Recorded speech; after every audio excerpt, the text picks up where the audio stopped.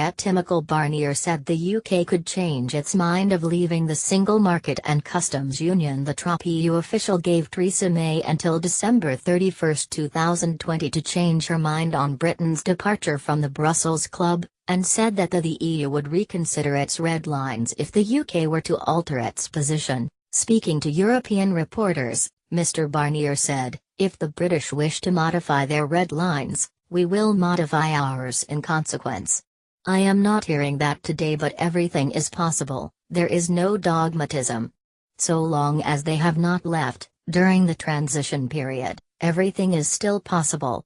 Getty. Duncan Smith slammed Mr. Barnier, saying the UK has chosen categorically to leave. "If the British wish to modify their red lines, we will modify ours in consequence." Michel Barnier. Mr. Barnier added, "What creates the problem in Ireland is the decision of the United Kingdom to leave the EU, but also to leave what it is not obligatory to leave, that's to say the single market and the customs union." Another diplomat also stated that the US decision to leave open the option of changing its Brexit rules is about being helpful, if, as many capitals hope, reality dawns and red lines disappear. But Mrs. May repeated her red lines in her Brexit speech in March, stating that the UK will leave the single market and customs union as well as the jurisdiction of the European Court of Justice. Duncan Smith also slammed Mr. Barnier, saying, "Whatever he thinks is irrelevant, we're leaving on March 29 next year." The UK has chosen quite categorically to leave the single market and the customs union.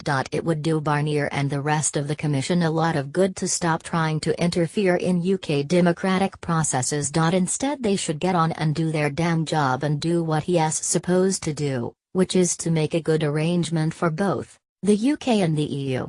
Remainer Labour MP Chris Leslie, a supporter of the Open Britain campaign, however said, "These comments by Michel Barnier demonstrate yet again how ludicrous it was for the government to take single market membership off the table in the Brexit negotiations."